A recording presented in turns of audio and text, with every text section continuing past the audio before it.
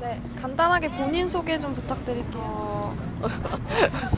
네, 저는 세월호 참사 이후에 청소년 가만히 있으라 침묵행진을 제안했었고, 지난주 목요일에는 18살 고등학생이 단식을 시작한다라고 말을 하면서 청소년들을 불러 모으는 일을 했었던 양지혜라고 합니다. 네. 네, 반갑습니다.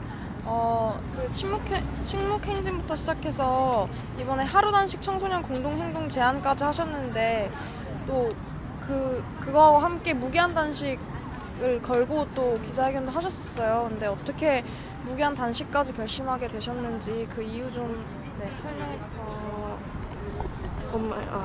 사실은 김영호 씨가 단식을 하신 이후로, 그러니까 가만히 있으라 침묵행진이 6월 10일 이후로 멈춰있던 상태였잖아요. 그 후에 무엇을 할 수 있을까? 4월 16일처럼 김용호 씨가 눈앞에 사람이 또 죽어갔는데 무엇을 할 수 있을까 생각을 하다가 단식을 하자. 근데 다만 단식을 함에 있어서 그냥 소모적으로 단식만 할 것이 아니라 청소년들의 목소리를 모아내자라는 생각이 있었고, 그래서 우선은 무기한 단식을 선포를 했는데 농성장에서도 3일을 해주기도 하고, 제가 반가운 농성장이라는 것 자체에 집중을 해야 될 것 같아서 우선은 3일을 하고 멈추고 지금은 반가운 농성장에 집중해서 하고 있는 중이에요. 그 가만히 있으라 청소년 행진을 처음 제안하셨잖아요. 그리고 지금 뭐 방학도 지나고 몇 개월 정도 흘렀는데 사실은 뭐 특별법 제정에 대한 변화가 크게 없어요. 근데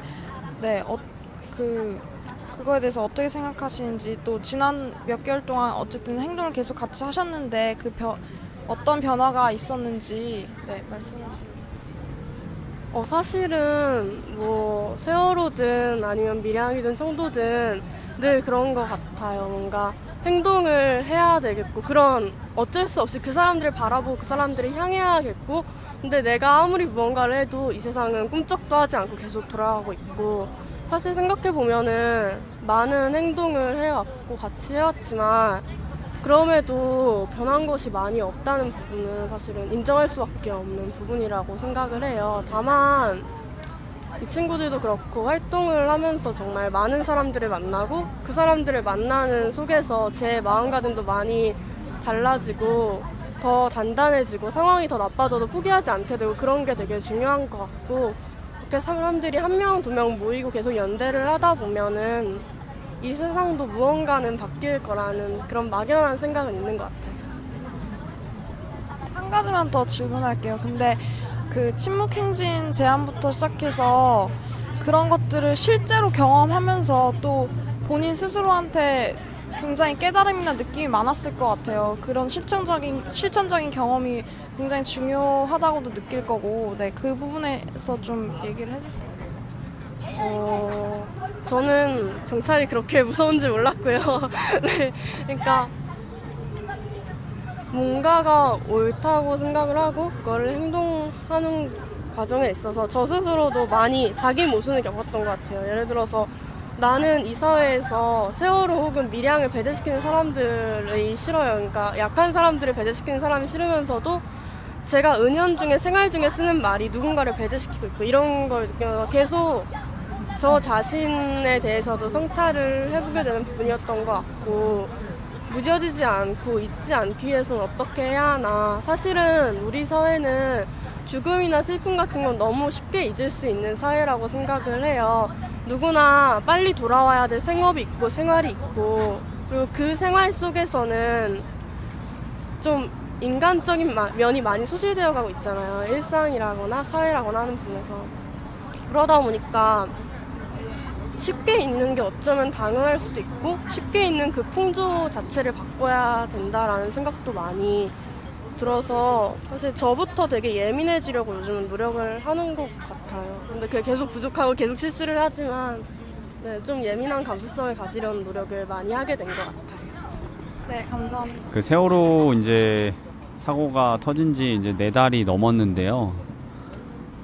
사실은 그 사고 터졌을 때 그 구명조끼를 입고 이제 가만히 앉아 있었던 친구들, 그러니까 이게 그 우리나라 현재 그 교육 시스템하고도 무관하지가 않다 이런 얘기들을 하세요. 그러니까 그 뭔가 어른들이 말하는 선생님이 말하는 그 말에 무조건 수용하게 되는 그런 태도라든지 그런 것들을 청소년한테 강요할 수밖에 없는 이런 교육 제도라든지 일방적으로 그러니까 같이 배우는 게 아니라 일방적으로 누가 주입시키는 이런 어떤 구조 이런 것들을 지적하면서 만일 좀 더 교육 시스템이 그 청소년들 아니면 학생들한테 맞춰져 있었더라면 쌍방향으로 진행되는 교육이었더라면 어땠을까? 과연 그 친구들이 가만히 있지만 않아도 많은 친구들이 지금 그 살아 있지 않을까 이런 안타까운 얘기를 하시면서 어쨌든 구조적인 문제다 이렇게 말씀하신 분들이 있는데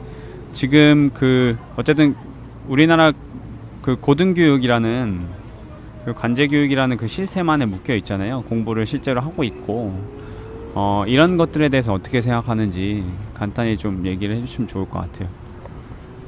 사실은 그 세월호 안에 있었던 가만히 있으라라는 시스템이 우리 교육의 시스템이란 말에 저는 굉장히 공감을 하는 게 그런 생각이 들었거든요. 그러면 우리 교육은 가만히 있으라고 계속 말하는 교육이 아닌가. 그러면 이 가만히 있으라는 교육 속에서 우리는 과연 죽어가지 않고 있다고 말할 수 있는가.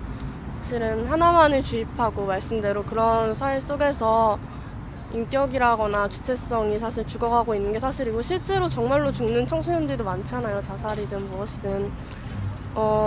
저는 그걸 가만히 있으라 침묵 행진 때는 더 이상 가만히 있지 말자고 말을 했었고 이번에 18 고등학생이 단식을 합니다 때는 고립된 책상에서 벗어나자고 얘기를 했었는데 사실은 그런 맥락에서 저도 그 문제점 되게 동감하고 있고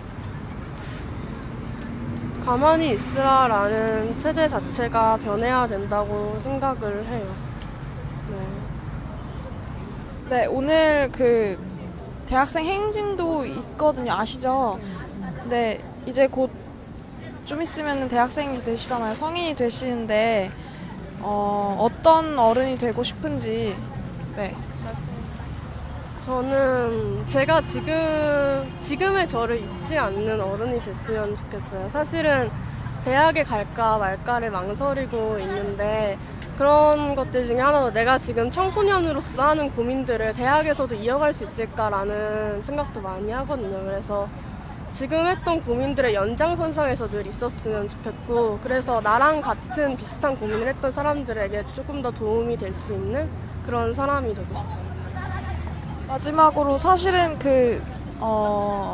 그런 고민과 생각을 한다고 하더라도 이렇게 거리에까지 나와서 행동을 하기는 쉽지가 않잖아요. 근데 그런 점에서 굉장히 대단하다고 생각을 예전부터 해왔었는데 아직까지도 이렇게 나서서 행동하지 못하고 있는 대학생 언니 오빠들한테 네, 혹시 한마디 해주고 싶은 말이 있다면 해주시면 좋을 것 같아요.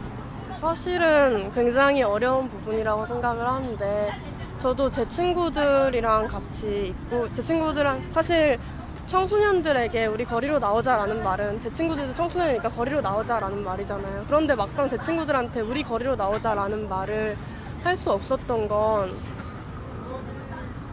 어찌 보면 그 친구들이 공부를 하는 것은 생계고 생업이잖아요. 사실은 그 사람들의 삶을 결정하는 것인데 내가 그렇게 쉽게 너희가 거리로 나오지 않고 있고 그렇기 때문에 이 사회니까 잘못되어 가고 있다라고 말할 수는 없는 일인 것 같아요. 다만 어떤 사람이든 거리로 나오든 나오지 않든 어떤 지향을 가지고 사는 건 굉장히 괜찮은 일이라고 생각을 해요.